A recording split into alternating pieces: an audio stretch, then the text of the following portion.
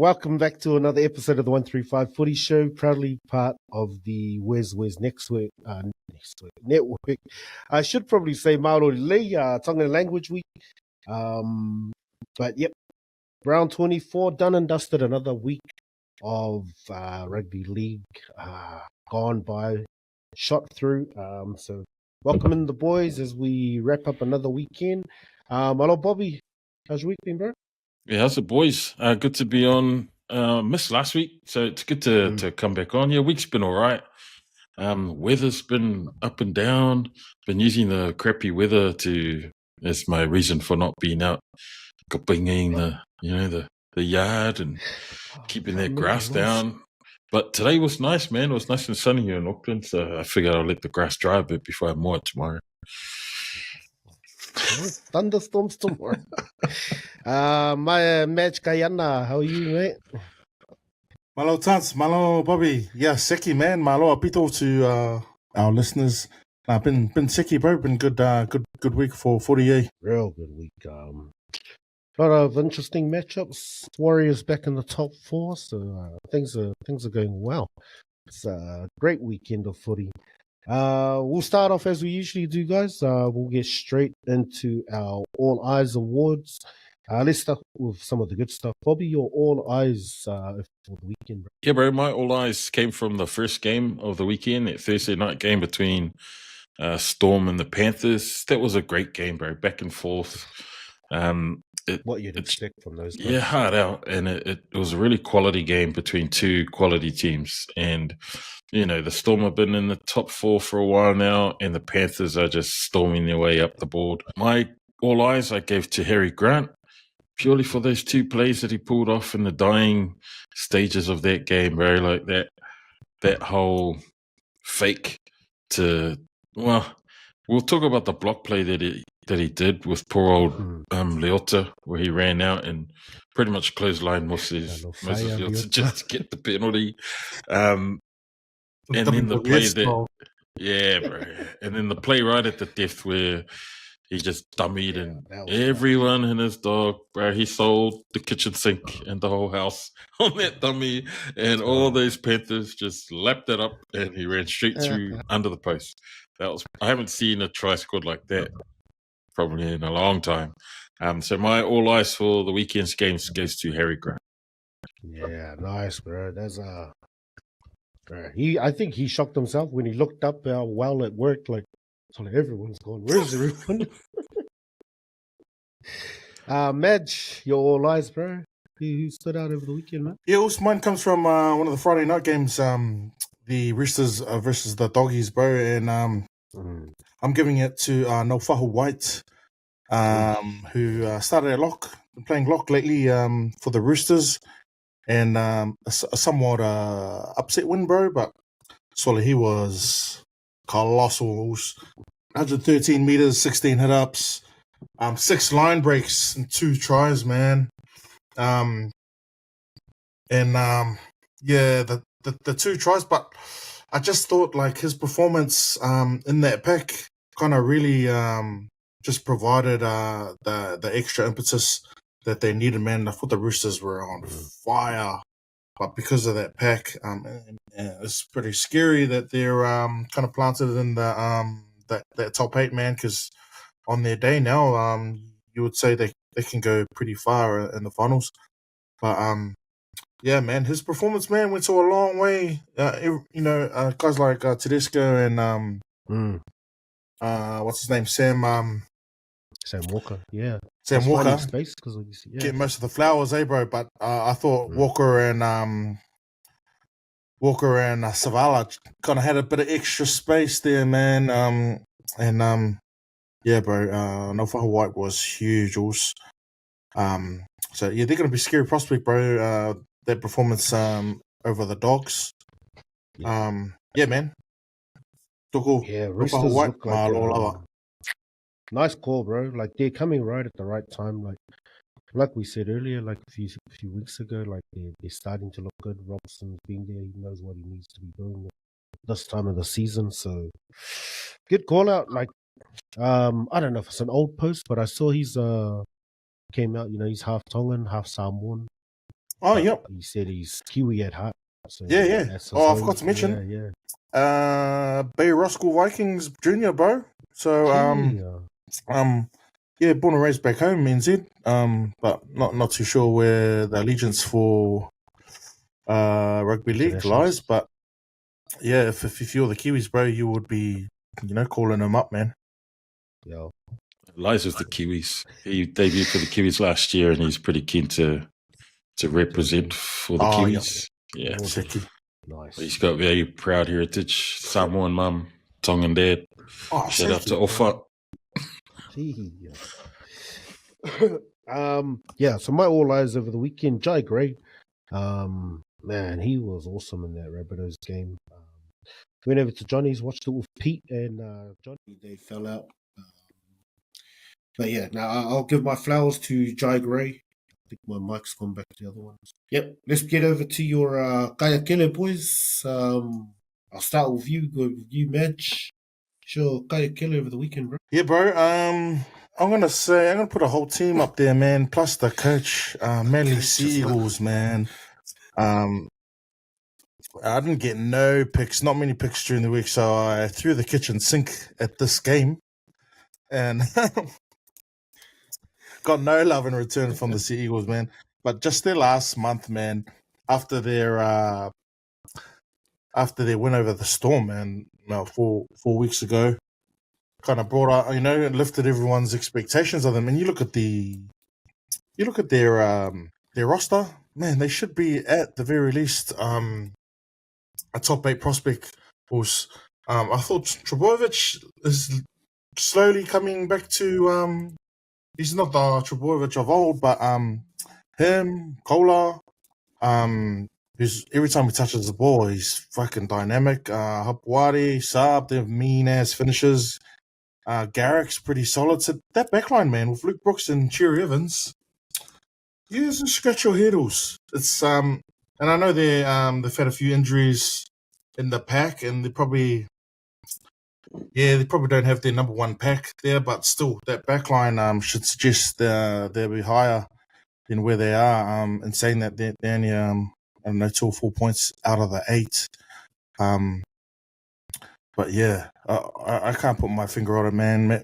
I was a big critic of Seabold when he was at the Bronx, so maybe the Seabold effect's starting to take over. But nah, yeah, bro.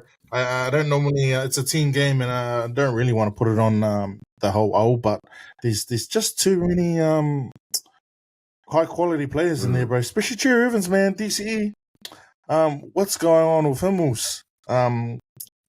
This is another big story with whether the Roosters will come through with their contract offer.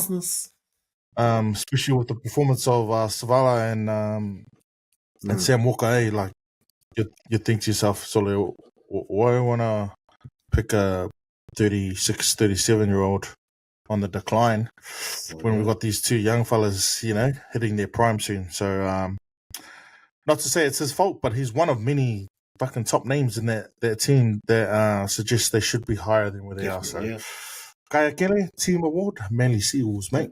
Mine's probably in line with Sai's one, actually. I also gave a team Kaea Kele award. It was for the game between the Broncos and the Dolphins from Saturday night. So I gave my Kaea Kele to the whole of the Dolphins team. Yeah, man, just for letting that game go. Like they seemed in absolute control of that game. But then along comes Reece Walsh, gets this amazing 40-20 that he kicks down the field. And off the back of that, they kind of score straight after the very next set. And you think, oh, okay, well, the Dolphins are still in the lead. They've still got that. They've still got this. Straight after Binger's try, Dean Mariner scores in that 52nd minute. Josiah, his wing partner in the other side, goes over in the 54th minute. And I was like, oh, no. And that's one of all the that tries was needed. of the year. Yeah, man, it was a good try. And that's all the Broncos needed, man. They just needed that sniff to they were, the Dolphins were still in the lead, but they had it, man, and they had nothing to sort of stem the friggin' tsunami of Broncos attack that was coming down their way. And man, it was crazy to see how much of an impact that 140-20 off Reece Walsh, and he's doing the normal Reece Walsh thing. He's just geeing up his troops, and he's like, come on, let's go. Because he pretty much put the game on his back, because Ben Hunt was playing freaking average, man, in that first half, and he was all over the show. And I thought the Dolphins were all over the Broncos in that first half. And even when they came out of the sheds and Jerry Marshall King snuck over, Trey Fuller. Trey Fuller got that try from the back, ran straight through. Man, and he just busted through really weak. I think it was Hetherington. He bowled past, and then he just smoked Reece Walsh.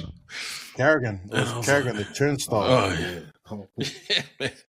And I was like, whoa, Trey Fuller. And then not long after that, Marshall King goes over. So the Dolphins were dominant just right after halftime. Along comes that 40-20, man, and you bang, bang, bang, 3 tries in a row, and the Dolphins are on the back foot. And then that statement try, full stop at the end by Katoni. After, Katoni's 2 tries, he scored twice in that game early in the first half, and then real late in that second half. And I was like, oh, here it is. This is our home, mate. Our house. I was like, oh. So it was terrible. It was a terrible game to get away, because at this end of the season, this really late, you need to take these dubs, man. And the Dolphins and Christian Wolf, those guys will be super disappointing at letting that game get away. But the Broncos will be happy, because they needed to stay in touch with the Warriors, who also picked up a win the night before. So the Broncos, the Warriors, and Penrith, they just all need to avoid like the big, massive push that these teams that are sitting at 8th, 9th, 10th, these guys are desperate to make the 8. So, you don't want to be caught in that logjam of teams that are all pushing real hard in these last few weeks to try and make the 8. So good on the Bronx for getting up there. But my guy Kele for the week goes to the Dolphins for letting that one get away. Fair points there, bro. But my one comes from off field. Usually finding things on field, but mine comes from off field. Just triggering. I know we've covered this a lot, but over the last few weeks, Payne Haas is officially aligned with Samoa. You guys have already touched on it multiple times, but just go and tell us, like, he's just some of the stuff he said, like just his deflection about the situation. Just saying, the state of origin is a selection for Australia. If you play for state of origin, you play for Australia. If you don't want to play, if you want to go play for your heritage country, great. So you don't get to play origin. And just as stance, because then I kind of agreed at first, like real basic, but then you kind of, when he starts carrying on, like there's a tier system for a reason. Like it's not about like if your players are good enough to be in the first tier. It's about the infrastructure and how you can support the game and make it survive and have a competition within your own country, which New Zealand, England, and Australia have. They can sustain that with the competitions they have in their countries. Australia, Tonga will never be a tier 1 anytime in our lifetimes. There's just, there's not enough, like PNG, probably the closest to it, and they're getting a team. Like, I don't think we'd ever get a team in the NRL, maybe one day. But just the things he was saying, like, I don't know if he realized the way he came across, but just saying, like, guys, like, so these guys get to pick and choose, and we get all these guys taking the spot of these little skinny kids working hard, but they don't get the opportunities. So I'm like, what are you saying there, Gordon? Are you talking about Brian Toa? Are you talking about, Junior Fa'alonga? Like, who are you talking about, these little skinny kids not getting the opportunity to play for New South Wales and Queensland? Yeah, so when he started saying that, I'm like, whoa, okay, what are you saying? Because he should know better than any of us what it takes to be in the NRL. It's not just because you're a big big, massive dude, and you're going to get picked about, some kid who's working his ass off. So all these other little kids, when they make the NRL, are there because they're working their ass off, not just because there's some big islander which comes across as what Gordon's saying. So, yeah, it's just a bit triggering to kind of, dwell on this point about the I guess, the choice of these kids. Like, it's eligibility and choice. So I think it's getting mixed up. Like, because they're eligible to play for these things, it's a choice, not chuck them in this pigeonhole and you have to play for. But yeah, just the way he came across with these skinny little kids that work their butts off and don't get a chance. I'm like, well, I don't know who you're referring to there and who's taking their place. But he's obviously saying guys like Payne Haas and, the sway of the game, 50% Islanders. Like, it's just because they're big Islanders. But we went there because the kids are starting to learn now that it's hard work. Before, we'd get a chance and they'd blow it because they didn't realize the hard work. Whereas, yeah. So I think there's just the tone that it came across, and then also maybe these skinny kids that he's talking about don't go as hard because they've got other opportunities.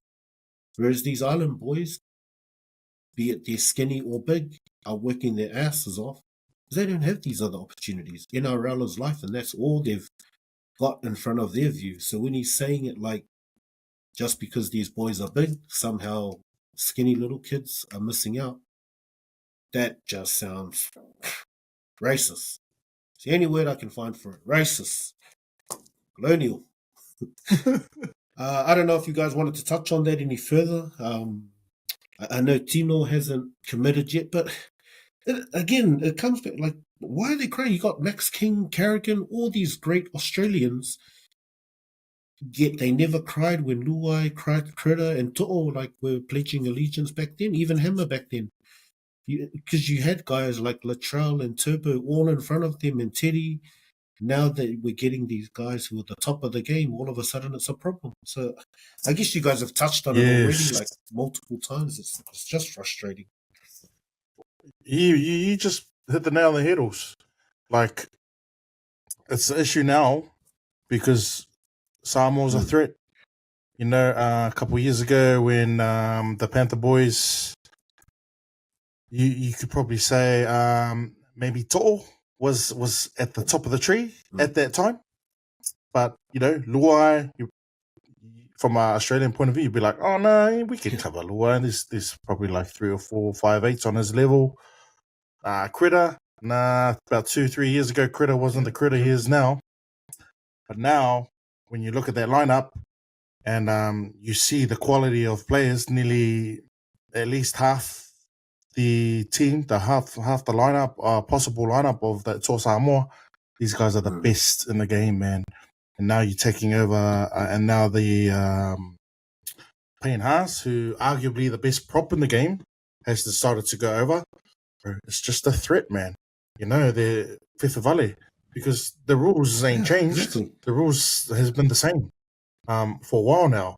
But now all these guys with these point of views, talking about making up some bullshit about whatever their fucking reasons were. They didn't have an issue 2-3 years ago. They didn't have an issue, but now they got an issue because they're scared that Polynesians, the Polynesian teams, are actually gonna start beating Australia, or possibility beating, which I don't agree. It strengthens them, but I still think the Kangaroos can still have 3-4 lineups that are competitive at the top level, man. But underlying tone here also is fucking quite racist, bro. To be honest, you know what I mean? I'm being for real, and then making up some bullshit. Be silly with the word racist, but man, it's just triggering, especially I don't think they mean to, but that's where it comes from, man. That's where it comes from, bro. They don't have no fucking issues with Tedesco going from the Italians weren't crying foul when he was playing for Italy and then defected to Kangaroos. They welcomed him with open arms. Mitchell Moses, the same. All these Greeks, no problems when it comes to World Cup. But now when fucking island teams, yeah, man, I agree with that guy Kele too, man. I am sick and tired of this whole fucking thing, bro. And it's gonna keep going because if the rumors are true and Hammer comes across, Tino come across, these guys can still have a win, Jules. Over to you there, Bobby. I think the worst part about it is that, well, the media covers it and they try to cover it fairly, but you just know these guys are covering it with the thought behind their heads, like, man, this motherfucker, this guy, he turned his back on Australia, and they ask him questions. When Payne Haas talked about how, when I was representing Australia and I heard the national anthem of Samoa, and and it really got me that, took him back to like childhood memories and singing the national anthem, and then you see like these like Fox Sport, like 9 and all of them talk about, and then they show that moment, and then the headlines are, this is the moment when Payne Haas was wanting to represent Samoa, and it shows him standing in the lineup with his Kangaroos jersey on, and it's a real negative type statement. Like, so while he was representing our country the whole time, he's thinking about representing Samoa.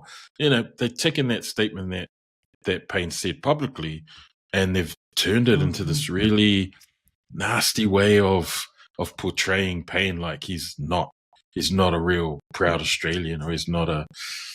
I told you fellas just before we come onto the potty about how I commented on this Billy Slater thing where he was talking about it's great for the game that Payne goes, but I don't want it to be. This was Billy's thought.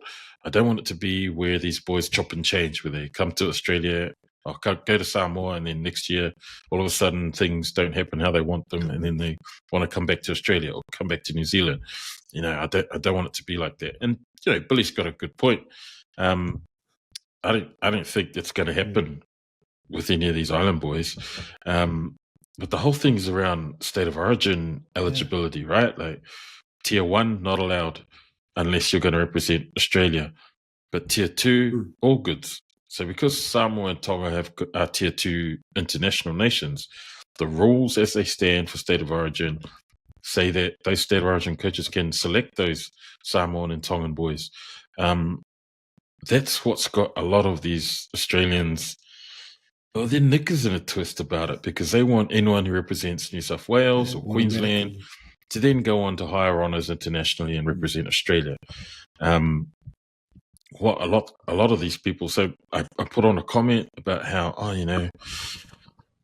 what you guys don't understand is that even several generations deep, boys of Pacific heritage and probably people who ethnic minority heritage, they are always going to have some sort of connection to their ancestral roots, right?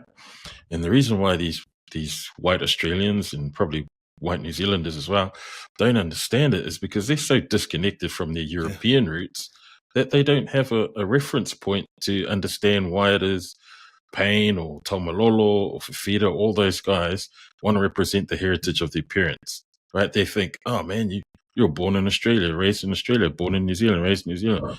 Why all of a sudden now you want to say with passion that you want to represent the heritage of your mum and dad when you learned all your rugby league here or you played all your rugby league here? They don't understand that connection to culture and to heritage that lots of these Pacific boys have, because they don't have a reference point. And my comment that I made on that Facebook post was, because they are disconnected from their own European roots. So all they know is being Australian or being New Zealander. And then I went on to say, that's not a bad thing. It's just that other groups of people, like Pacific people and a lot of ethnic minorities, we have layers and layers of depth to what we identify with. Like, we don't just identify with the country that we're born in. We also identify with our ancestral roots, because we still have those connections. We still keep those connections alive. And, Balangis don't understand, like Australians who only know Australia, New Zealanders who only know New Zealand, even though it's not as prevalent here in New Zealand. Like, you haven't seen any of the public here in New Zealand sort of bitch and moan too much about Taumalolo when he left the Kiwis and went to Tonga. You know, he probably got a little bit of flack because I think it happened. He announced it right before the team was getting announced before some tournament, and that was the reason why Tamalolo got a lot of flack. But in Australia, man, those guys are getting roasted.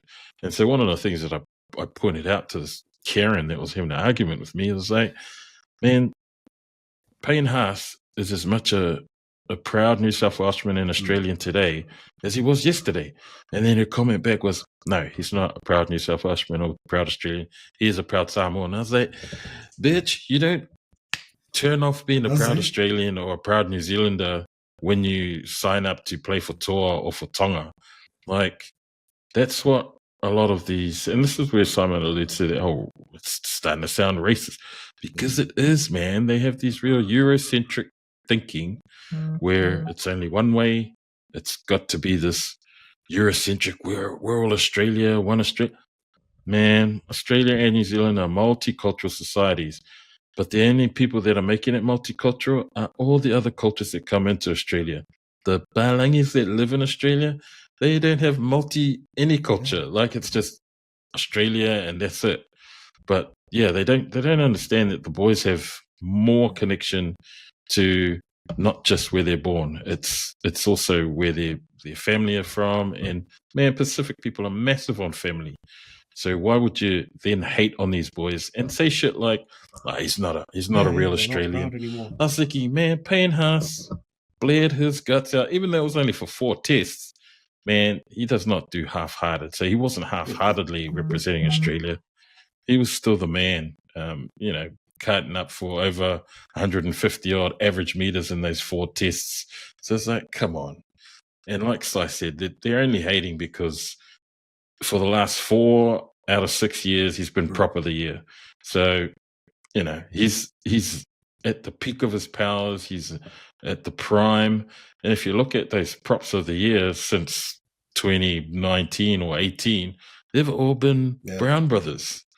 Like, you know, and I think the only Palangi in the last 10 years is probably, I don't know how, it was Aaron Woods. That guy's won prop of the year twice. I don't know how the hell Aaron Woods has won prop of the year twice, but you know, he was the last non-Pacific, non-Māori to win prop of the year. You had Payne Haas, Tapini, you had Mosiliota, you had Adam Whenua Blake, like these kind of guys, Fisher Harris. Yeah, it just reeks of like white privilege, you know, and then they say, well, Samoa and Tonga should be tier 1. And you're right, you touched on it tons. They can't be tier 1. They've got no development, no infrastructure, nothing to support the games in their country. So they'll be tier 2 for forever and a day. And until, you know, those rules are still there in Origin, and so those boys are allowed to get picked to play for Queensland or New South Wales, because these coaches are going to continue to pick them because they're the best freaking players in their positions in the NRL. So if all of those other boys that want to represent Australia want to use Origin as that pathway to then get selected for the international team, flip and play better than Payne Haas. Play better than To'o, than Critter. Exactly. Flipping, I don't know.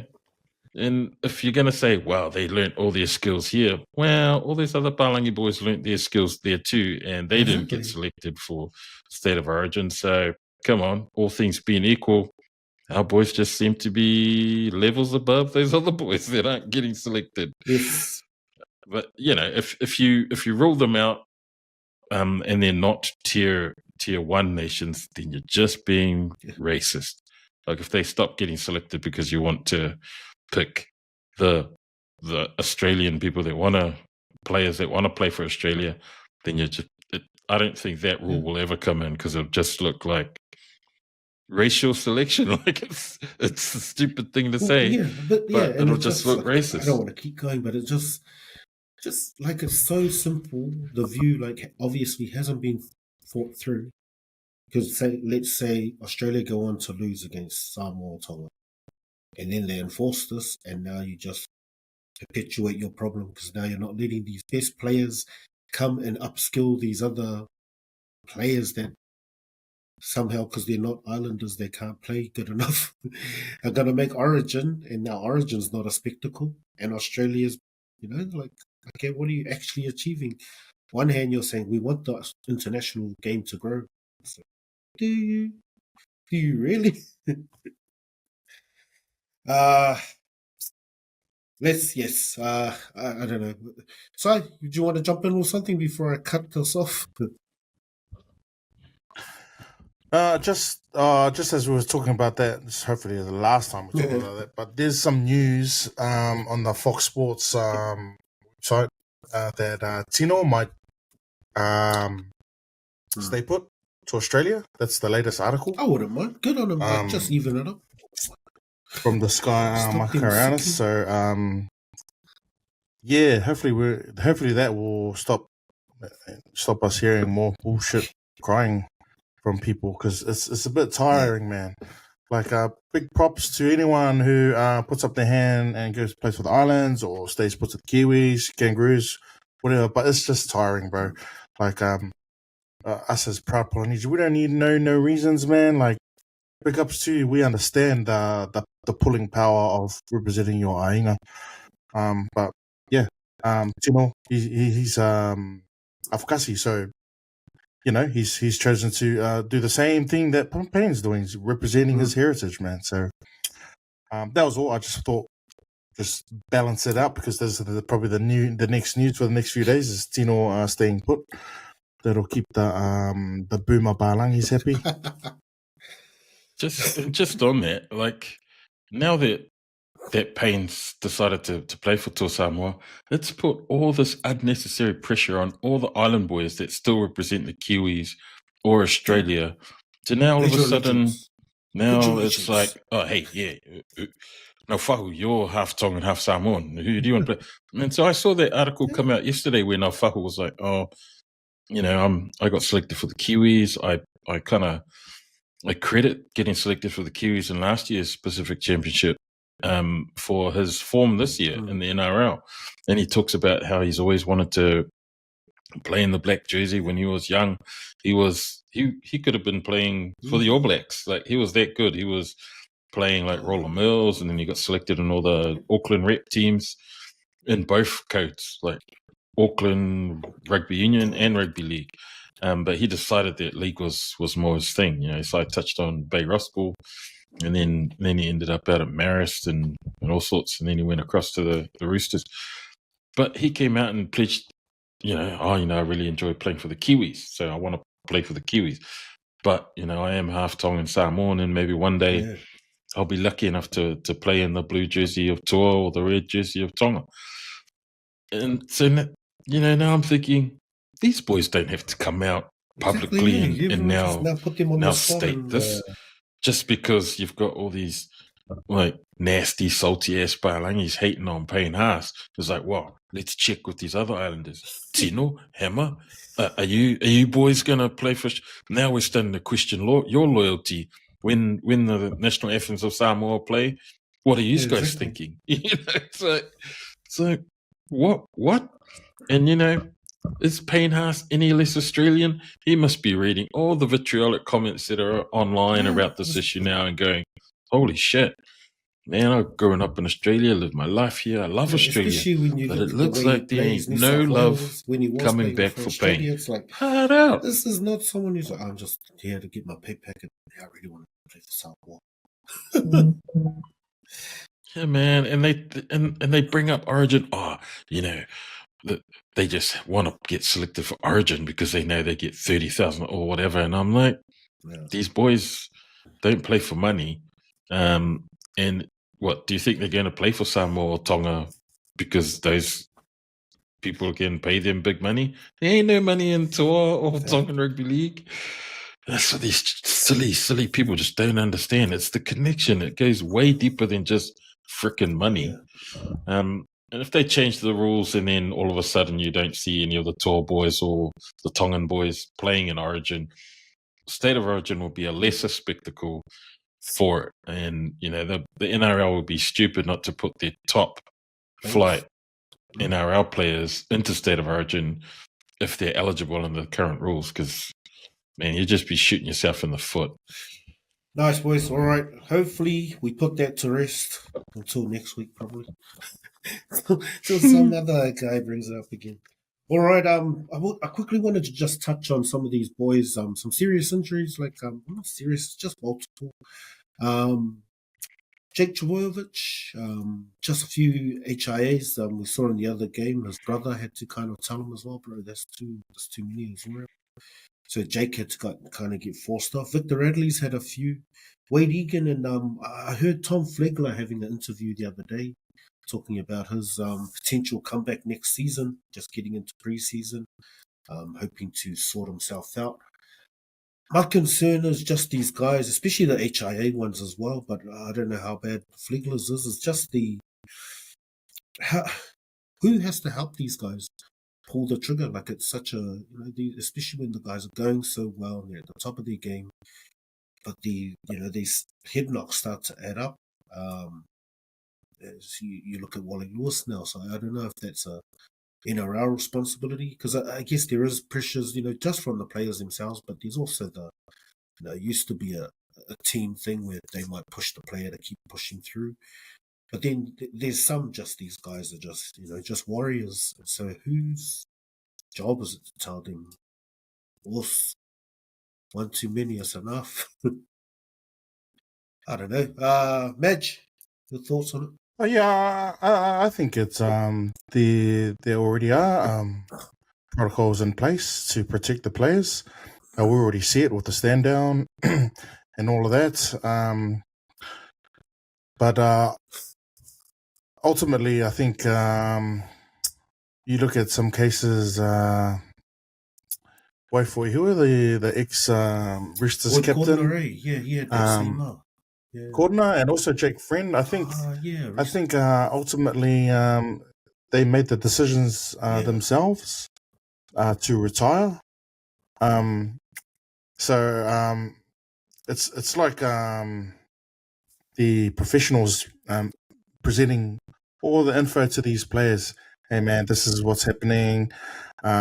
We've cleared you at the moment to play, to go back, but it's like anything. The brain, you keep giving it a knock, and I think players will start to understand the long-term repercussions. So I think they're pretty well protected, especially when on the field.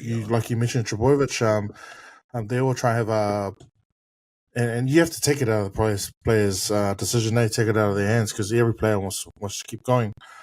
So she's the trainer doing the right thing. You would hope, it is up to the NRL, and the NRL have their own doctors as well. But you would hope that the club has players' interest at heart. But I think the sport is doing a good thing at the moment, and players are smart, man. Players realize the long-term effects, man. You mentioned Radley. This guy plays tough, but Radley's man, one or two away from having to have those conversations. I just feel like I've seen him a lot. He's wearing the headgear now, but just to see even like his last week, I think, last couple of weeks. Yeah, that's right, bro. So especially with the stuff in the States, CTE, that's all kind of magnified. I put a spotlight on concussions, bro. So I have no issue with the way it's being policed and the way it's being looked after. Players have a whole team of experts to give them advice and to keep their safety as a priority, bro. Bobby, you agree? Yeah, it is entirely on the players themselves. So I mentioned Boyd Cordner, Jake Friend, but guys that have also retired recently. Tom Eisenhuth from the Dragons. He retired at the start of this year after getting a head knock in a preseason game, and he's apparently still suffering from symptoms. Dale Finucane, he retired at the end of his career due to a head knock. And there've been a whole bunch of other players. So you mentioned Victor Radley. Like there's people who are asking Victor Radley to think really seriously about retiring, like medically retiring. Boyd Cordner was only 29 when he retired. Jake Friend had 256 odd games, but Boyd Cordner was, I think, 180 odd games, 190 games. He still had a whole lot of league to play, Boyd, but because of all those head knocks, man, his situation is like Victor Radley's situation mirrors Boyd Cordner in every way. Like he's a warrior, he is he goes in for those context big hits, and sometimes they don't come off. And so, to be honest, I think Radley should seriously consider retirement. I'll share a little story about Caleb getting concussions. When Caleb had he had 3 major concussions when he was at the Warriors development, and we went and saw a concussion specialist out in GI or St. John's, and that doctor, a concussion specialist, he sees all sorts of sports-related concussion injuries. He's worked with the Auckland Blues, he's worked with New Zealand softball, and he was going, well, let's call concussion what it really is. It's a brain injury. People don't like to say brain injury when they get knocked out in a league because it sounds way more serious than, he's just suffering a head injury assessment. If they say brain injury assessment, I guarantee you that if the language changes, these boys will be thinking a bit more about their future in the game. Like, don't call it a concussion, just call it a brain injury. Don't call it a head injury assessment because people think they can put a headgear on and they're safe. Nah, it's a brain injury assessment. You're not assessing superficial scars on the outside of your head. That's all headgears do. Like, they don't protect you from getting knocked out. A headgear is for, if there's shit in the grass. Yeah, getting scratched. That's all a headgear will prevent.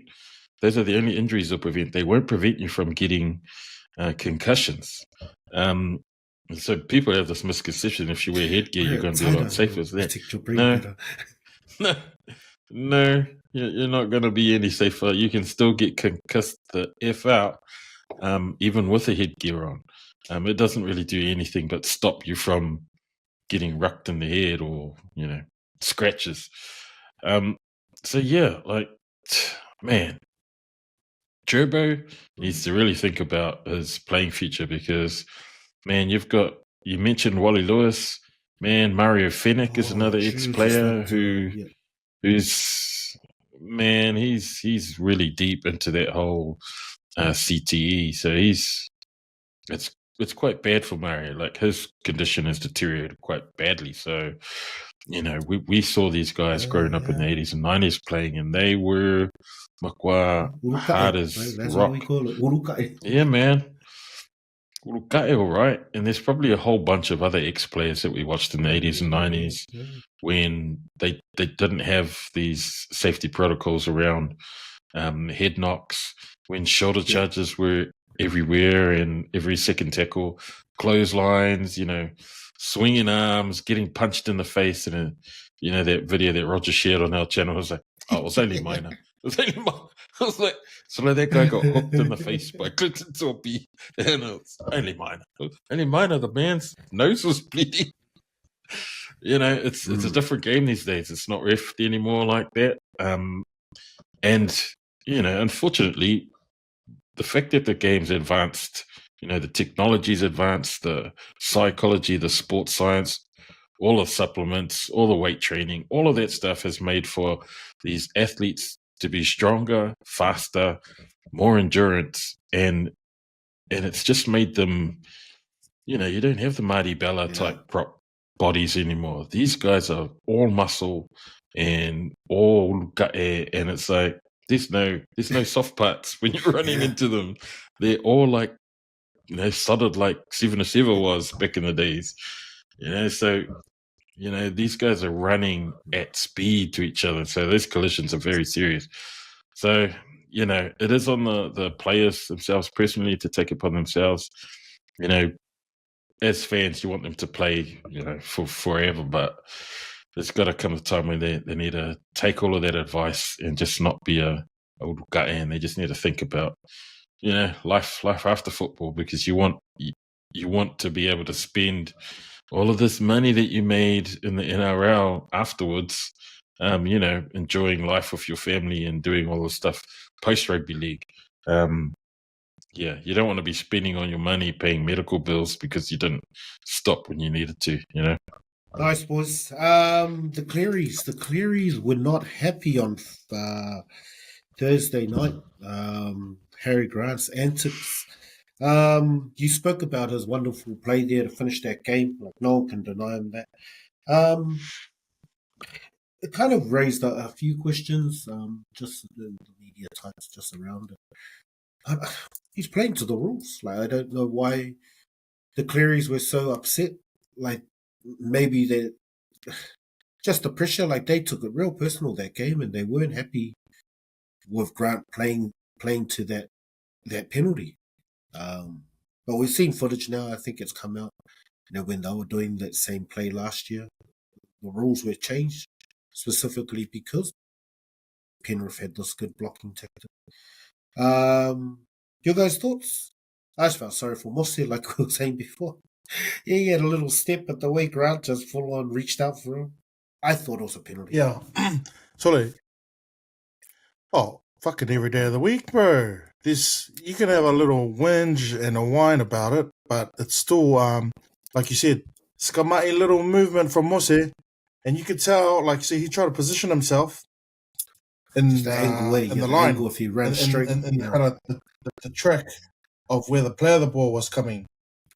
But then the movement of Grant, Mosse was like, oh, he could still get to him. I'm just gonna skip to the left, and that's all I needed. And I think the whole big deal was terrible. Still, he sold that like one of those rock getting stone cold stunned off the top rope, man. Like, he fucking poured everything into that, man. I think he's been getting some tips watching the Warriors this year. But but everyone's bringing up, bro, Nathan Cleary. There was a cool clip I seen on online, bro. I think it was last year. They did the same thing, but it was just a normal kick. And it wasn't a field goal, but it was a kick. But he did the same thing. There was a runner. When I say the runner, and they say, "Oh no, the runner's entitled to be there because he could be an option. He could be an option to pass to." Let's be honest, man. These guys ain't options, man. They're just like walls. And Penrith Panthers, the rules came in and changed because they were the expert at having like 3 or 4 guys there at the front of the player of the ball to protect Nathan Cleary. So yeah, bro. Fucking the Panthers, man.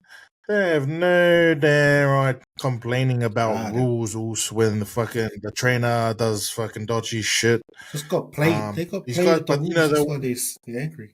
Yeah. The reason why Storm are good, the reason why Panthers are good, because they can use the rules to their I don't want to say manipulate it, but the rules in there, and they're not even abusing it. Like Bellamy said, the rules are the rules, man. That's what and yeah, bro. And Harry Grant, bro, you just give him a little opportunity, man, and the best ones take it, eh?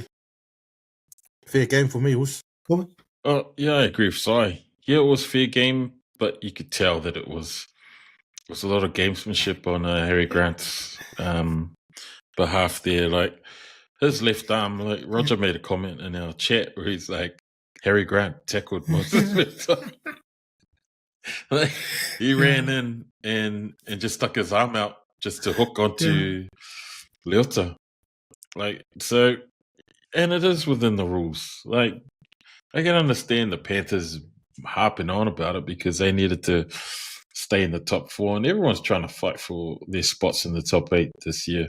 So I can see why they're a bit salty. I was cracking up because at that press conference, and Ivan's like, "I'll just go tell them the truth."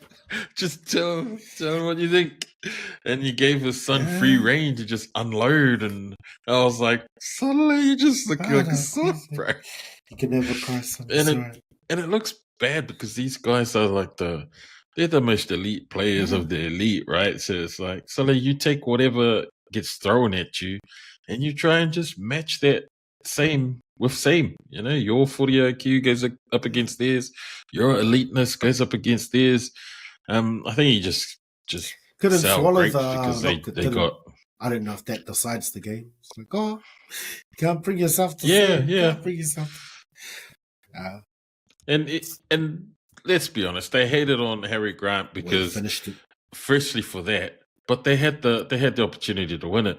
But then Harry Grant was the one that won it for the Storm with that big ass make you guys look Valère play, and that made it even worse. Like that first one was, was a cut wound like this, or was a fascila au like Stallone through the guts. But then that dummy half run and score the try was the pour the gunpowder in it and and Makapogia pass out. Yes, he got him good. Yeah, I agree. Like, I think it's unanimous. Like, I think that most people, like the Clearys, just had a bad day in the office, weren't happy. Another guy who's had a bad day in the office, and he's been slammed 3 weeks for it. Jackson Ford. Couple of minor infringements earlier on other games. Another infringement over the weekend. Wasn't caught during the game, but somehow MRC have picked it up, and I don't even know if we use carryover points anymore, but they have slammed him with 3 weeks. Auspiciously 3 weeks until the end of the season. Webster wasn't happy about it. He came out. He did a bit of his own, speaking his mind. I really haven't looked into the carryover point. How are we here? Like, how are we sending 4 guys off the week before? You get Leniu, Nafahu White has an awesome game this week, and they all get to play. Yet Jackson doesn't get charged. Nothing happens during the game, yet he's going to miss 3 weeks for us. We all have to go scroll through the tape now to figure out why he's not going to be there for the next 3 weeks.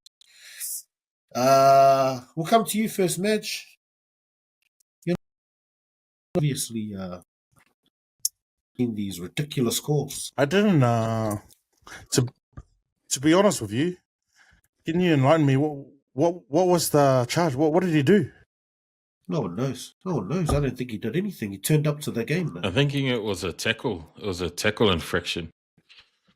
But what Webster is complaining about is the punishment doesn't sort of fit the crime. Yeah. So you can get 3 game suspension for whatever, if you do a really, really bad spear tackle or something, or it's a hip drop, or 3 game suspension might be right for that kind of thing. But his whole complaint was that Jackson had these 3 minor infractions, but because they've accumulated, there were minor infractions that weren't put on report, they weren't penalised, and I think the third one he complained about because he didn't even notice it, and the player that apparently had the crusher put on him just got up and played the ball like nothing.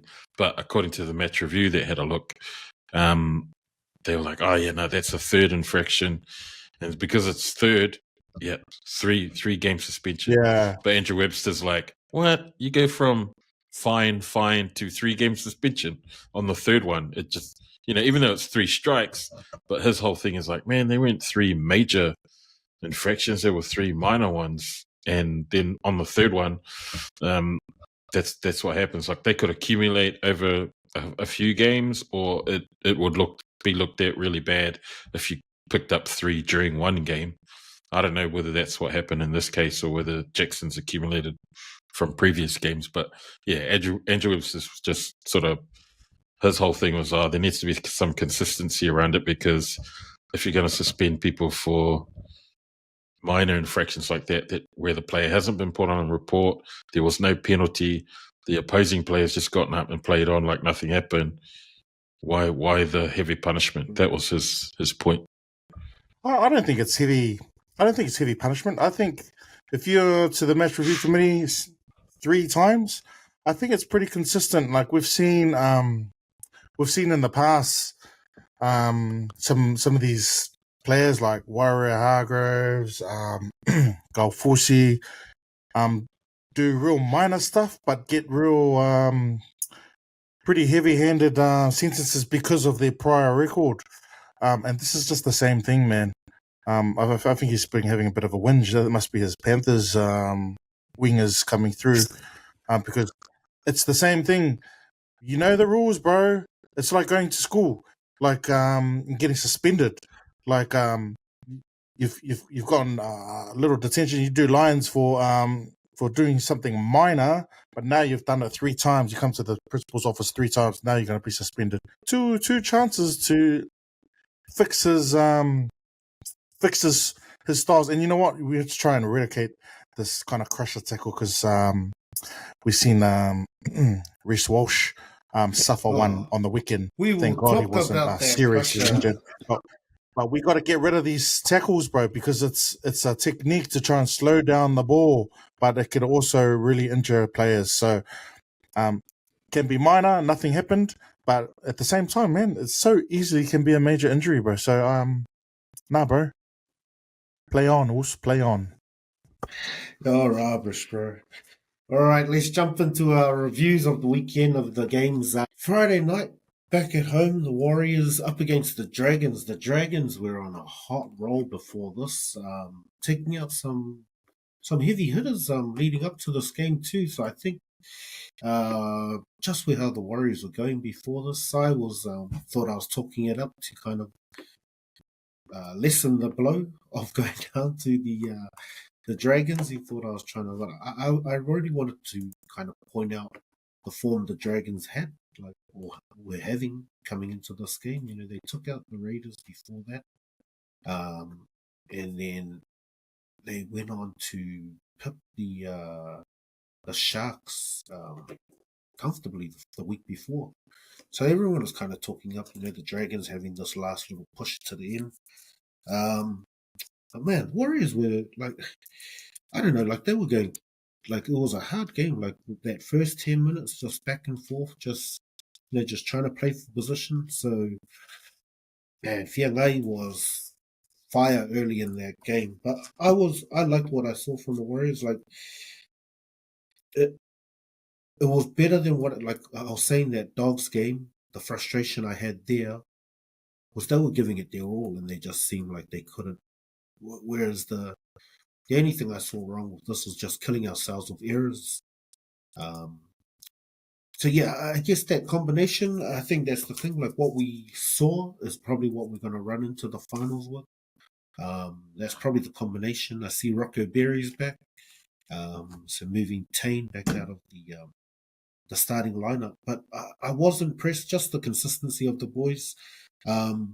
And I think that's part of what we're seeing with the competition too this year is it's so open. Like that style is what got the Warriors here, and I guess I've been waiting to see them kick on too. Like every game this year has been exactly what we saw last weekend, and I'll be waiting for them to. I think everyone's been going, "Wow, they're not the real deal because they haven't kicked on." I don't think we need it. Like this comp, the way it is, I'm happy for them as long as they're playing that tough footy and they just because I think that's the thing. As long as they're minimizing those errors and just stick with that tough footy, like it's a bit of a different Warriors. I saw some. It was good to see some offloading, but the style they have, I don't know if they've got the attack to blow teams away, and I don't know if we need to in this comp. Like I think if they just double down what they're doing, like I think what Webster's doing, like what we saw, like we don't have the aerial attacks of a Tupou or Xavier Coates, but it's a real simplified kind of game plan that they're working with.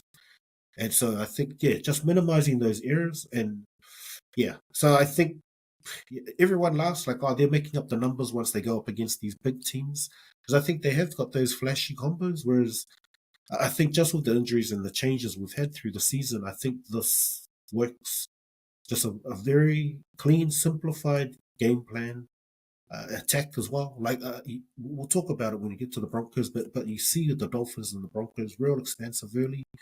So they suffered some mistakes, but just the game probably a bit more measured, like not what we're used to seeing from the Warriors, but man, they still put on a good game. And tough, like I think the refereeing was fine. Like I didn't really have a problem. Like there was a few going against us, but we were killing ourselves. But overall, I wasn't overly. I don't know, Bobby. Like I don't know if you made it to the game on Friday, but yeah, I don't know if it felt like it was just that second half looked like we should get it. We should get it in the end, but yeah, I think it was a bit touch and go right at the end there, thinking it was going to be another one that got stolen away from us. How'd you boys see this one? I think people must have thought that the Warriors should have smashed this Dragons team, but man, in the game where we played them earlier in the year, we only beat them by a field goal. Like it was, and we were ahead 14-something at halftime, and then the Dragons came back in that second half, and we only ended up winning 15-14. So, this was the return game, and to be honest, you kind of just take the dubs, man. And this late in the season, you take them any way you want and how you can get it. It was an ugly win.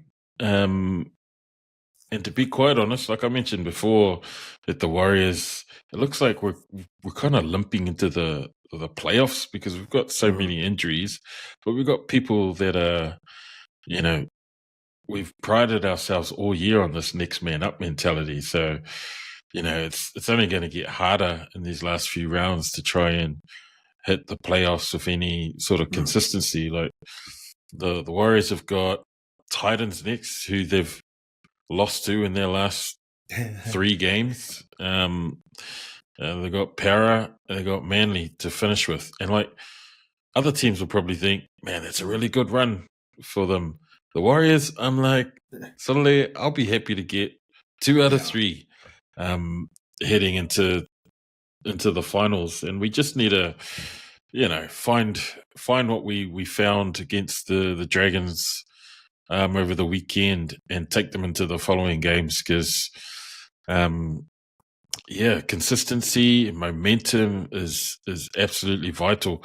But you've also got to try and, I don't know, limit your injuries. Like the Warriors, for where they are on the table, they should have the luxury of just playing, their reserve grade guys but we don't have that luxury because the reserve grade guys are already playing with Metcalf out, with Mitch Barnett out, with, our number one centers are out.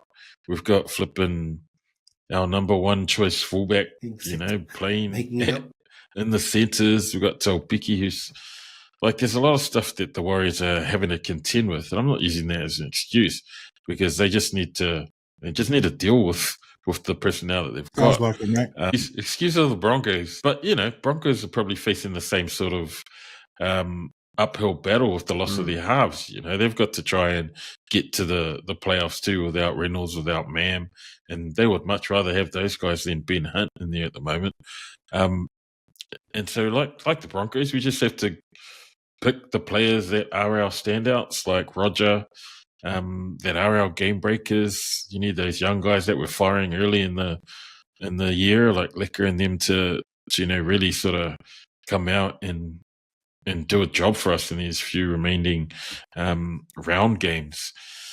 But it's all uphill, really. But when you look at it, they're playing 17th, 14th, and 10th placed teams, and so on paper, the Warriors should beat all of these 3 guys. But man, I've seen the form of these Whatlanga Mare teams in the last few weeks, and they've managed to get up and beat other teams that you'd think they'd be able to get over. So I don't know. It's going to be difficult.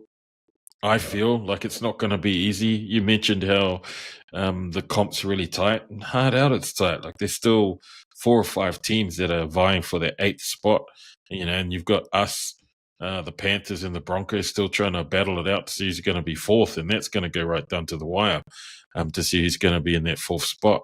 but if the doggies sort of drop games in the next couple, they're going to get pulled back into the pack with us as well. So it's really only the top two that are guaranteed. The doggies, if they win this next one, they're probably going to be guaranteed third.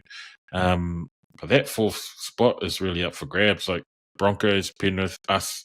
The next 3 weeks, we need to do something to try and secure that fourth spot. But Broncos and Panthers will be doing the same. So it was a tough win against the Dragons, but we need those tough wins. I don't want any more of those tough wins, because heaps of our wins at the start of the year were all tough. And, thank goodness that we did have a really good, consistent start to the year, because, oh my God, we'd be struggling with those guys chasing around the 8th spot now if we didn't have such a consistent start to the year. And I read an article on NRL.com that was talking about it's all the healthy teams that are going to do really well and survive these few remaining rounds and be well placed in the playoffs. And the Raiders is one, and the Storm is one, and Panthers are the other that are really well placed in terms of injury management. And the Roosters too. They've sort of really stepped up and are coming back in with old what's his face that's come back at halfback, and man, Walker. He's just guiding them around. They're a different team. They're kind of like with the Eels when Mitch Moses comes back, and all of a sudden they're beating teams that are way above them on the ladder. So, yep, it was a ugly win in the weekend, but I'll take the dub because it keeps us ahead of the Panthers, and it keeps us just ahead of the Broncos as well. But these last 3 games, it's anyone's really for the taking that 4th spot. Nice, Bobby. Si? Yeah, it was a funny game. You guys mentioned the Dragons. They've been performing really well. They're going to be a really tough Whāleanga team. I thought they showed Warriors showed a lot of resilience to come back. I think Warriors will always give themselves a chance because their back 3 does a lot of work, man. Roger is one of the best kick returners, man. He's pumping out the numbers all the time. Zelezniak's starting to be busy. So these guys, they help out the forwards a lot, and the forwards, they do enough. So the Warriors always put themselves in good positions. They should, you would think, they show up that 4th spot. They need that 4th spot. Because I don't think the loss of Metcalf is huge. I just don't think they got much on attack. They have enough points in them. I think before the ball that they got, what did I have I think they only had 3 line breaks, 22 tackle breaks, and they had their fair share of possession. And so I don't know, bro. 14 points, enough over the Dragons, but fuck, is that going to be enough over these big teams, man? Even the bottom 4 of the 8, I don't think 14 points is enough to beat Panthers. Definitely not enough to beat the Broncos. Broncos have a defensive issue, but they don't have any problems on attack. Yeah.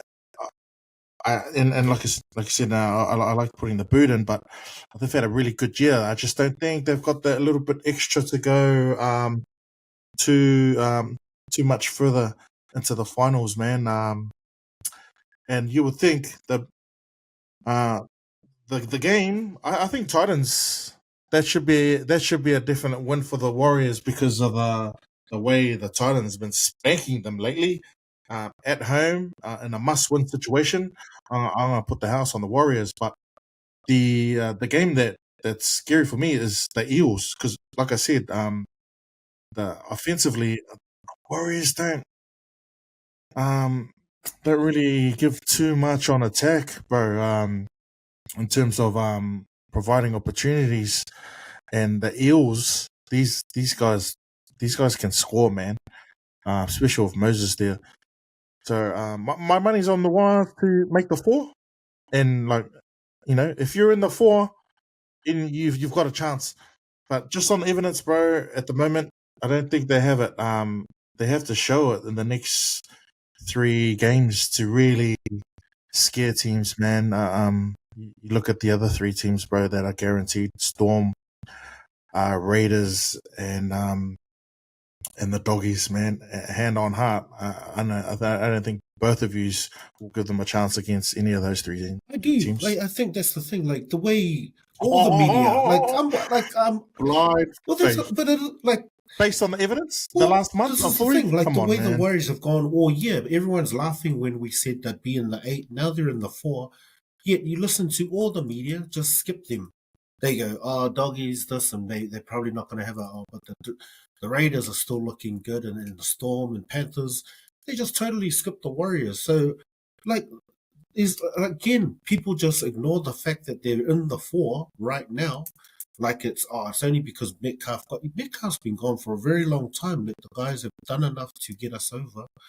In this Dragons game here, like there was nerves, I guess, for a lot of people. When you haven't done it for a long time, it's like, shit, do the boys remember how to get one over the line?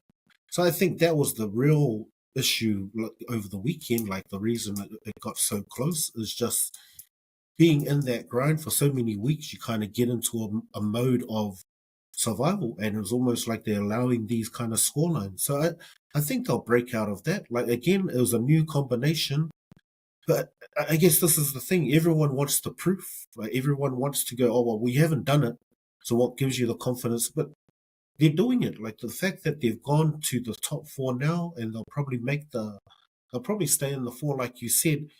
But everyone just keeps disregarding the way that they play, and every team on its day. So I think everyone likes to kind of say, "Well, we haven't seen the proof. We haven't seen the proof," until the boys pull it out. I don't. My thing is, yeah, they're deservedly in the top 4, but they've had a pretty good draw, man. And like, my thing is, well, my analysis is based on the top teams that they performed against. I don't think there's been too many wins against the top teams, bro. And I don't think they've had too many games against the top team. Especially, I think the draw is a bit of a detriment to them in the last 6 weeks. We spoke at this earlier, bro. They only had... So the draw only sounds like that now. When the draw came out at the beginning of the year... 2 teams in the top 4 that they've had in the last 8 to 10 weeks. They've only had 2 teams in the top 4, man. Because of the draw. Like the draw at the beginning of the year, every teams people predicted were going to be... Everyone's like, "Oh, that's a pretty harsh draw for the Warriors." Now everyone's like, "Oh, the Eels are Kaea, the Dragons are Kaea, so those aren't a problem." "Oh, yeah, the Knights are Kaea." But at the beginning of the year, all of those were like, "Oh, these should be hard." So it's just funny just to change the tone. Like I guess it's everyone like just hating on the Warriors, disregarding the Warriors. Doggies, that's fine. That's fine. The Warriors, we're used to it. Lost to the Dolphins. Disregarding and... No, they're sitting pretty at the top 4, so... Lost to the Panthers. We'll continue listening to I'm giving you facts here, bro. I'm giving you facts here. Lost to the Panthers. Lost to the Doggies. I'm struggling. I'm keep going to earlier games where they've beaten top teams here, bro, and I'm not seeing many, man. So long they beat the Broncos in April. Long season, or we gotta... They beat the Broncos in April, but you're having a cry about people not giving them enough credit. Oos, you haven't beaten anyone in the top 4. Lost to the Raiders, so got spanked by the Storm. Yeah, but these are, so every single top 4 team, gone through the injuries. You guys even everyone's going through the same though. Like you look at the... Oh, now it's injuries. You look at the rest of the teams. Okay. Like no one's got those teams you're talking about. The evidence is there. The teams you're talking about, the evidence is there. Teams they had back in those. But you're bagging people. You're bagging people not picking the Warriors, bro. Back the stats because the Warriors haven't beaten anyone of quality. I'm just laughing at them, disregarding them, so that when the Warriors come out, I can laugh at so everyone. If we're not talking about stats, what are you talking about? Exactly. Are you talking about hope and passion? We should pick the Warriors because we're not. We're not adding in hope. I'm happy for you to disregard the Warriors, so I can laugh at everyone with their expert analysis and looking at the trends. And we'll see when it comes out in the wash. That's all we're looking at, Us. Oh well. That's all we're looking at. Week by week, mate. You're only as good as your last win. Everything else, intrinsic value, every team's got it all when it comes to the final. Big words now. Every team has it. No, but that's what you're basing it on. People not giving you guys enough credit. Bro, you don't deserve the credit because you guys have beaten no one in the top 4. There's just no mention.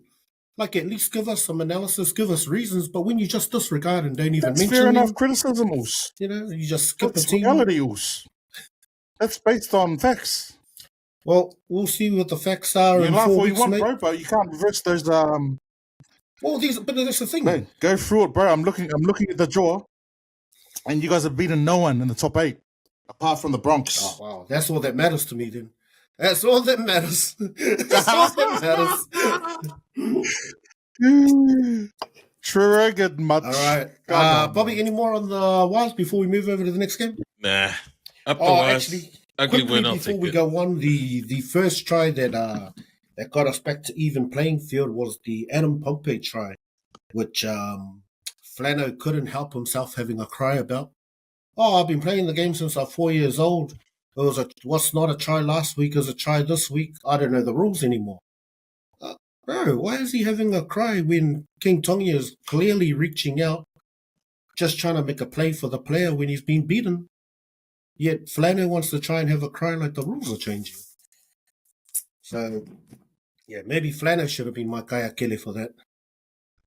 Hey, he had a point there. That was inconsistent, no way, bro. no way. That's been ruled You go as an back to obstruction round 21. all year. Round 21. Run to the outside shoulder. Round 21, Raiders versus the Knights. Come on, man. Noah Martin runs through the same gap, and Cogger goes reaching for him. Tried to Raiders all day. So, yep, they're being consistent. Right back in round 21, Raiders scored a try off the very same play. Nugget waiting Try here. and come you- with this, man. Okay. All right, let's jump over to those Broncos. The Broncos jumping back. I thought the Dolphins were, just kind of, they fell off. They were having a really good run, and then they got pipped by the Warriors. So I thought they were going to bounce back and just be, especially, that's a big game up there at Suncorp.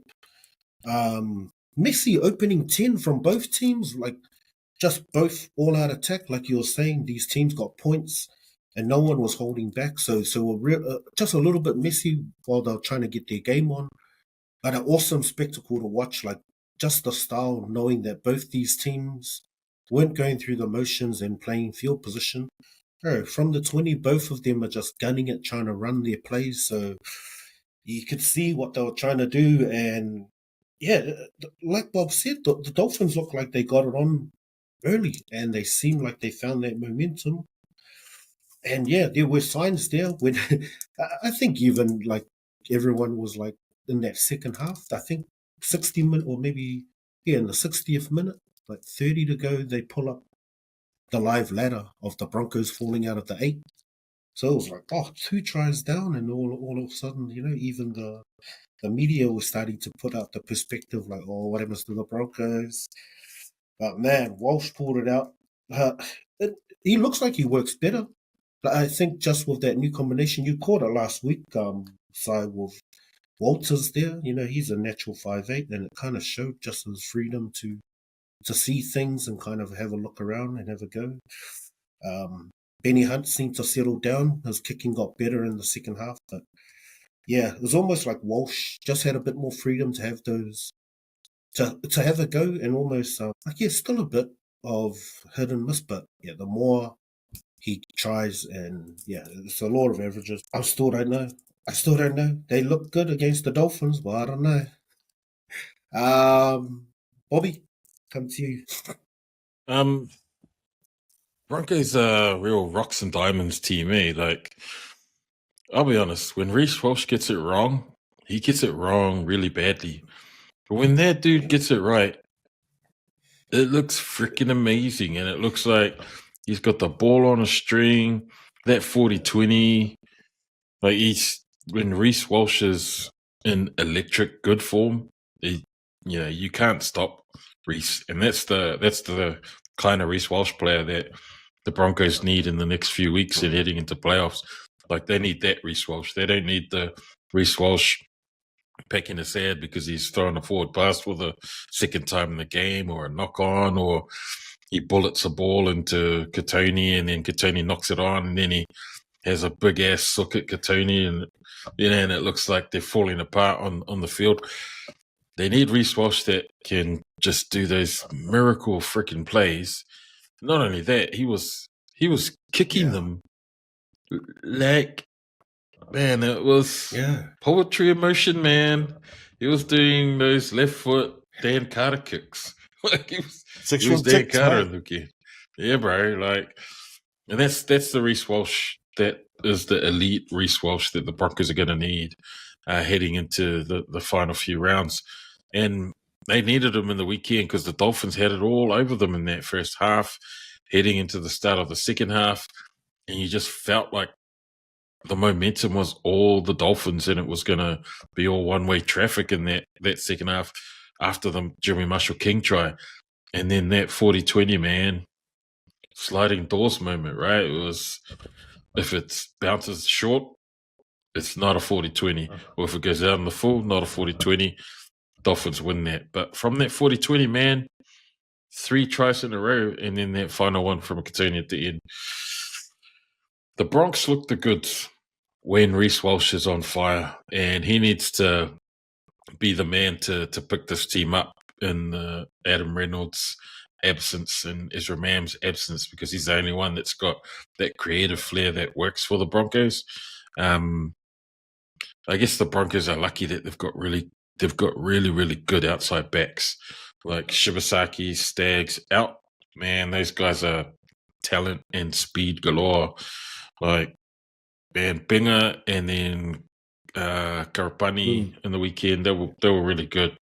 And when you've got guys who are that quick, even though Hammer made them look silly, Trey Fuller made them look silly for those 2 tries, you know, the Broncos are gonna finish strong, and they need to finish strong with Reece Walsh being the man leading them around the park. And that's the only way I can see the Broncos winning in these last few rounds, is if Reece Walsh takes the game by the scruff of the neck in the final few rounds, and you know, just having blinders for them, because that's what they need. They need these blinders to stay away from that bottom pack that's sort of trying to peg them back down. They're level now with the Sharks on 30 points. You know, the Sharks are breathing down their necks, but to be honest, Sharks they're a false flag for me, man. Those guys look like they're the goods one week and then Kaea the next week. So it's like, nah, there's no consistency for me in the Sharks. But then again, this year's NRL, we've called wins and then they get smoked. We've called losses and then teams get up and win. This year's NRL's been so tough to call.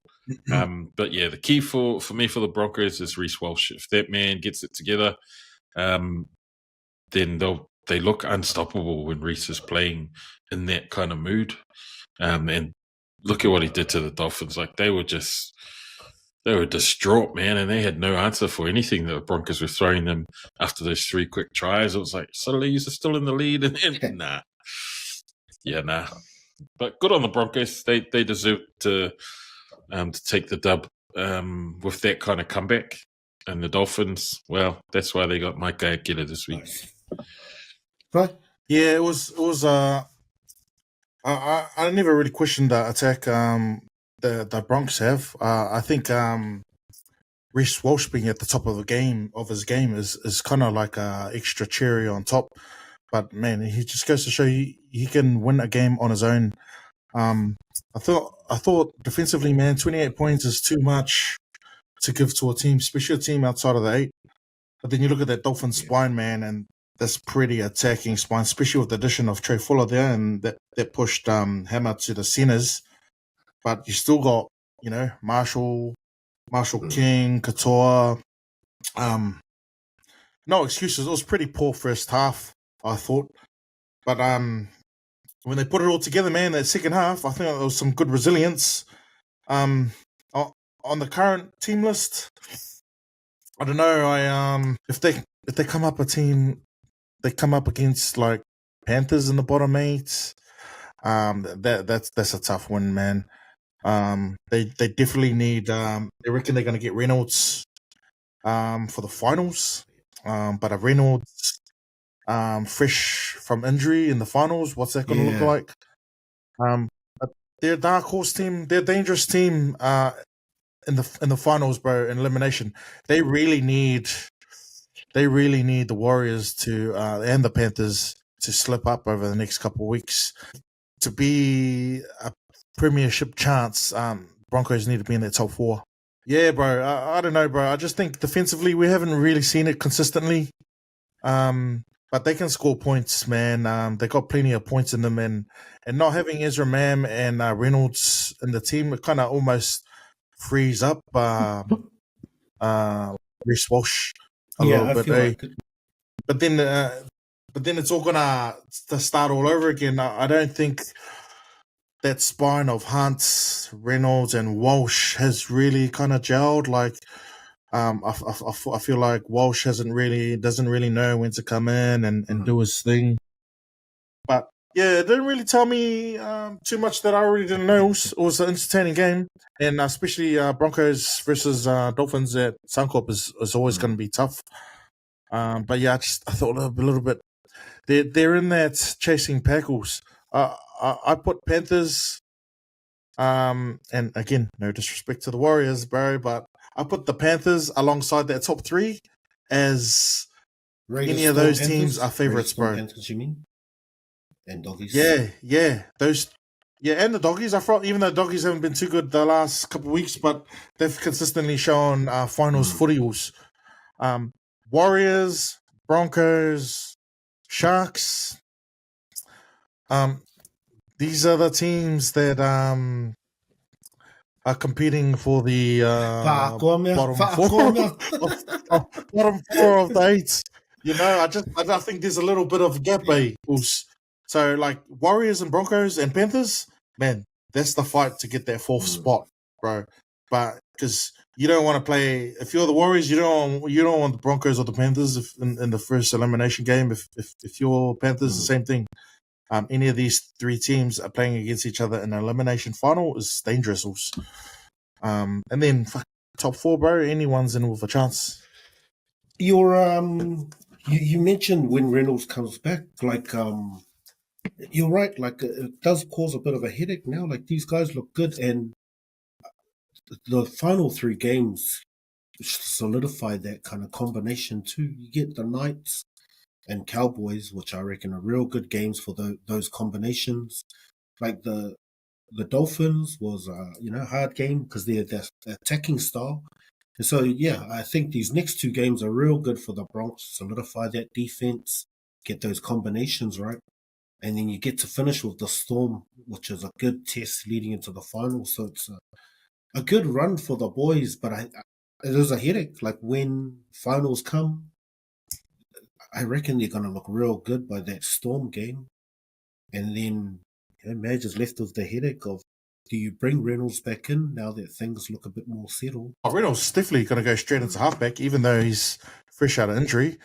And I don't think Ezra's a chance at all this year with Sammy, unless they go deep into the finals. But Reynolds going to go to 7, and I like Billy at 9. He's played really good at 9. He'll go back to 9. Nah, well, I think Ben Hunt's going to go to 5'8". So and there's a little bit of these guys have had a run at the start of the year when Ezra was out. That's right. That was the combo. Yeah. So with that spine, bro, there's potential, man, to go all the way at the top of their game. You know, if they're all 4 of them playing really well, definitely Reece Walsh keeps up this form. Reynolds, if he comes in at that level, and Hunt experience. So I like the look of that spine at the moment. With Ben Hunt and Billy Walters in the halves, they ain't scaring too many people, bro. Ben Hunt ain't the Ben Hunt from old. He's not going to the line, giving you try assists. And that's why Walsh has to stand up probably at the moment, the next 3 games, because they need him. They need him. He's the game winner, man. All right. Before we jump into the preview for next week, we'll have a review of the Isaiah Kalava Cup semi-finals last weekend. Nacho taking on Ultimate Manly, taking him out, moving up into the finals, and these nuts going down to Samoan Mandingo. Some poor coaching there, switching up the captain, costing these nuts place in the preliminary final. So going through this weekend, This year or next takes on Salmon Mandingo. God Squad takes on Nacho. All the best, boys. Finals next week, so good luck to the boys still in the comp. Top 4 now. All right, let's move into these previews quickly. Thursday's games, Rabbits, Dragons. That's a hard one after the Dragons have been doing so well. Probably still be a good one after the Rabbits got up. Like, again, these teams, probably a hard watch, but good for the fans of these teams. They'll really get up and just try and finish this off at Core Stadium. Rabbits getting a good win after a little while. Come to you first, Si. Yeah, bro. I think the performance of the Rabbitohs last week and proved they might be, not back to their best, but this is a pretty two strong clubs, man. So I think it might be a good, decent game. And against the Dragons, I'm gonna go Dragons. Also, you got 3 more games for the Bro. For what? For the bro, Alex Johnson. Oh, yes, to hit the true. What's I think he it's on? 4. He needs 4 more. 4 from 3 games, surely. Just give him the ball. Nice. Bobby, who you go for in that one? I reckon Souths are going to try all they can to try and keep St. George close enough to them at the bottom of the ladder. So I'm going to pick Rabbitohs to upset the Dragons. Yeah, I'm going to go Rabbits as well. Keon's back, so that's a huge in for them as well. So yeah, I'll back the Rabbits on that one. All right, Friday, couple of big games back to back on Friday. Should be a good weekend. Panthers and Raiders first up. I'll come to you first, Bobby. Damn, that is a good game. And Friday night's games are probably going to be the games of the weekend, I reckon. That's a coin toss for me between who wins either of those games. I'm going to pick Raiders because I like the Raiders. Who have they got? The team's pretty much unchanged. I think the Panthers are still looking to see when Isaiah is going to come back. I don't know. They'll be hard to beat because they'll be pissed off that they lost to the Storm last week. But I reckon the Raiders will be good enough to beat them. Sorry? Yeah, this one's a hard pick, man. Especially the Panthers losing. But I'm hopeful, as a Broncos fan, that the Panthers lose this one. So I'm going to pick the Raiders, mate. Yes, I'm on the same path, but I just can't pass up the Panthers losing. Just the way they were having a suck about it, so I'm going to tip the Panthers to bounce back from that loss. Storm and the Doggies over in Melbourne. So, come to you first, bro. Man, this is a hard one too, bro. The Doggies were losing last week. Man, they're going to be hurt, man. They're going to come hard, but it's also at Storm's home ground. I think Storm's got too much on attack, bro. I'm going to pick Storm in a close one. Bobby, are you seeing this? Yeah, this is an interesting one because both teams have sort of named some of their starters on extended benches. So you got like Pappenhausen and Nelson on the extended bench for the Storm, and then you've got Marcelo and Sicily Tupunua on the Doggies extended bench. I don't know if those guys are actually going to come in because they've got Cam Munster. Yeah, they've got Cam Munster named again at fullback. And do a last minute pitcheroo. Yeah, they might. I thought Jonah Pizzett against the Panthers last week, he did all right, but I reckon he doesn't offer too much in terms of kicking. Like, his kickings were real pedestrian, I thought. And then you've got, like, Wishart as well, who's not that much of a kicker in terms of length of kicks. I reckon they might pull a switcheroo. If Pepper Nelson is good to go, I think you might see him drop into the match day 17. I don't know about Nelson. Maybe he might come back in on the bench. We'll see. But my money's on the Storm for this one. Sorry. Seagulls, Dolphins. You got for that one, bro? Fuck, this is a hard one, man. Just fucking Seagulls been Kaea, eh? Shouldn't be that. But it's at 4 Pines Park too. They should put it on for I'm going to go to the Dolphins, bro. I think they're just showing a bit more form than the Seagulls. Bobby? These games are easy to pick. Like, every team is trying to make that 8, and all of these teams, they'll be checking everything at it. I think even though the Seagulls have been Kaea, I might pick them just because they're playing at home. So I'm going to pick the Seagulls to upset the Dolphins in that one. I'll go with the Finns. I think they'll bounce back from that loss last week. Titans Warriors at home. I'll jump in there first and go Waz. Bobby? Yeah, I picked against the Warriors last time they played the Titans. But I'm not going to this week. I'm going to pick the Warriors all day. And stuff you, Titans. Yeah, Titans at home. I don't know if the wheels fell off last week, if they're done. Madge? Yeah, so I told you guys that Warriors should win this game, but looking at this lineup, it's dangerous, man. This is close to back again. The Titans' best lineup, bro. And they also got Keanu Kini on the bench, bro. Mind games. So I think the Warriors, they have a history of coming to the Gold Coast and Ka'aloalo in the Galapagos or something. Maybe it's the beaches. Maybe it's the gangs over here. They're not really switched on. Not the really switched on. It's a 5:30 game on a Saturday afternoon.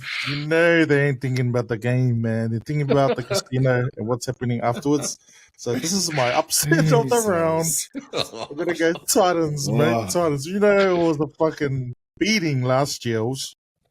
I'm expecting Tanner Boyd and Aaron Clark to be going back there and like, nah, it's our house. Where I'm from. Alrighty, Eels and Roosters. Have you seen this one, Bobby? Roosters for me. No analysis required. So? Yeah, I'm gonna go Roosters as well, bro. In a close one though, man. Eels they've been playing good lately, but yeah, Eels, mate. Yeah, I'll go Roosters. I think so. Nice Bronx. Bobby? This should be a pedestrian win for the Broncos. The Knights have been super poor over the last 3 months. Just no consistency. So I think even if Reece Walsh has a Kaea game, the Knights are just that much more Kaea. So Broncos. So, how much? Oh, easy win, mate. Broncos 13 plus. Tigers, Cowboys. Tigers looked good last week. Get that win. Cowboys coming back with a win too. Bobby? Tigers for me. They just look like they want it more in the last few weeks. Yeah, same, bro. They had a good win last week, but man, Tigers at on a Sunday afternoon at Leichhardt, man, our main home ground. They're different, eh? They can pull it out. So I'm gonna go Tigers with me. Yeah, I'll go the same. Shout out to your Nefto. He had a massive game. Yeah, he's back. I'm hoping for him to get a meat pie, bro, because he's at the top of the list for current players who's played the most games, and I think he's on 80 odd games without scoring. Oh, yeah, no. Yeah. This is the time of the season. I think Solid, hook me up, man. Just wait for me. Yeah. First of all, it was Alex Swole, and then he scored a couple of years ago, and then last year Carrigan scored. So now Tommy's got this. Those guys are in the hundreds, though. Yeah. But Tom's like 5th all time as well. I saw someone on YouTube stunning. 80 odd he used games. to score like keep swingers in his junior grades in there, and now he's like get to the top, you can't score. Yeah. And you know what, bro? He played half a season in England when he was over there. Bro, he got over for 3 games, bro. Or for 3 tries. It's like, this is play. This is play that we run back in England. Can we do this play, please? Yeah, man. Every year in Australia, he just runs decoys, man. Shout out to Thomas. Good to see him back in the NRL. Nice, boys. Let's wrap it up with a little multi. Chuck some stuff out there. I'll go first with I'll pull this one back in there. Rabbits with AJ double. Let's get him there. Nice. One time I didn't pick it, then he got his double. All right. So, what you got? I'm going to pull it out from the first game on Friday night. I'm going to go Raiders and Weeks and Strange for try scorers anytime. Bobby? What did you have there? AJ double and a Rabbits win. AJ Brimson? Alex Johnson. Oh, sorry. The other AJ. Okay, got you.